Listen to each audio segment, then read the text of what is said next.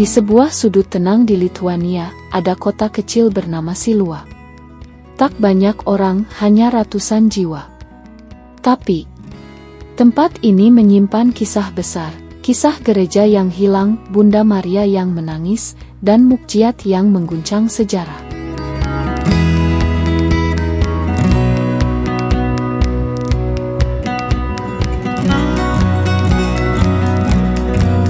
Kisah ini dimulai pada tahun 1457, saat seorang bangsawan bernama Petras Gegaudas membangun sebuah gereja megah, gereja kelahiran Santa Perawan Maria. Bersama para rasul seperti Santo Petrus dan Santo Bartolomeus, tempat ini tumbuh jadi pusat iarah besar. Ribuan orang datang setiap tahun. Bahkan dari Prusia yang jauh di barat sana. Tapi semua berubah di abad ke-16.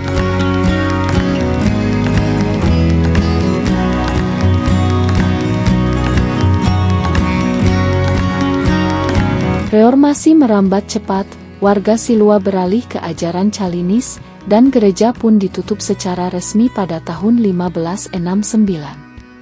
Pastor terakhirnya, Johann Holubka, menyelamatkan harta suci gereja, salib, ikon, dan dokumen-dokumen penting.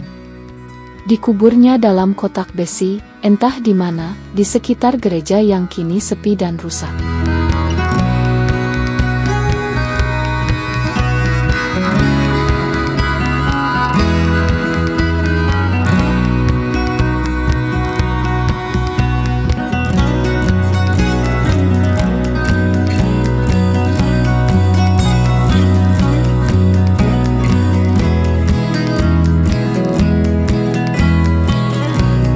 Beberapa dekade berlalu, Katolik ingin merebut kembali gerejanya.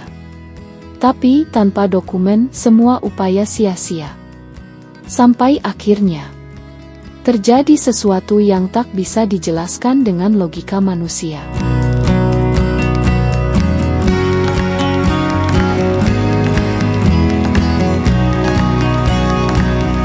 Konon, Bunda Maria menampakkan diri, dengan wajah penuh air mata, menggendong bayi Yesus, di tanah di mana gereja pernah berdiri. Orang-orang terdiam. Langit seperti membisikkan kebenaran. Tak lama setelah itu, kotak besi yang hilang pun ditemukan. Dokumen gereja terselamatkan. Dan umat Katolik kembali berdiri di Silua.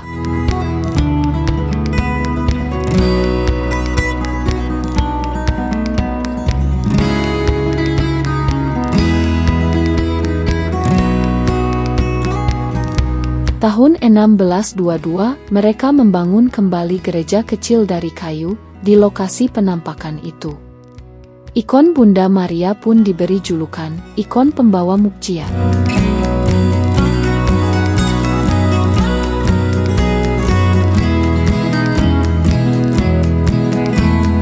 Tahun 1786, gereja megah berdiri di sana. Basilika Kelahiran Santa Perawan Maria, menggambarkan harapan yang kembali tumbuh di tanah Silua.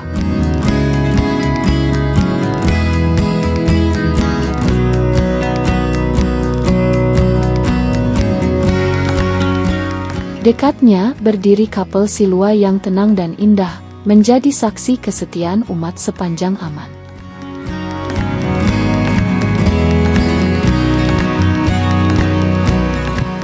Namun, damai tak berlangsung lama. Ketika Kekaisaran Rusia menguasai Lithuania, perayaan di Silua kembali ditekan. Gereja jadi pusat penyelundupan buku agama dan semangat nasionalisme. Publikasi Latin dicekal. Dan Silua kembali dibungkam. Tapi sejarah terus melawan.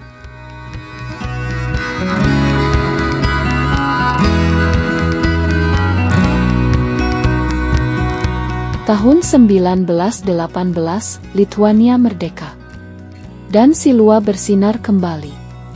Walau sempat dibekukan Soviet tahun 1940, perayaan tak pernah benar-benar mati. Bahkan tahun 1979, jalan ke Silua ditutup, alasannya wabah demam babi. Tapi semua tahu, itu hanya dalih, agar umat tak bisa datang dan berdoa.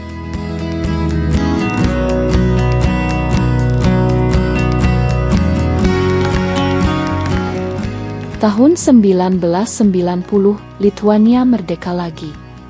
Dan Siluva kembali jadi tempat spiritual yang luar biasa.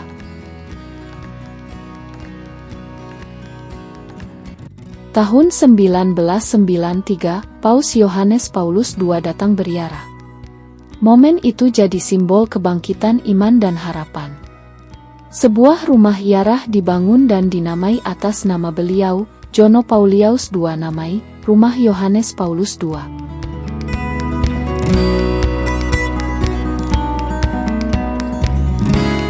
Cinta pada Siluva tak berhenti di tanah kelahiran.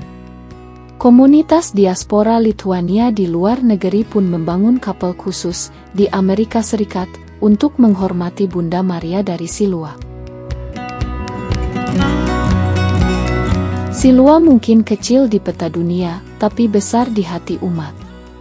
Tempat di mana iman diuji dan dibangkitkan. Tempat Bunda Maria turun, menangis, dan membawa mukjizat yang terus hidup hingga hari ini. Inilah Siluva, tempat di mana langit pernah menangis, dan doa-doa tak pernah berhenti mengalir.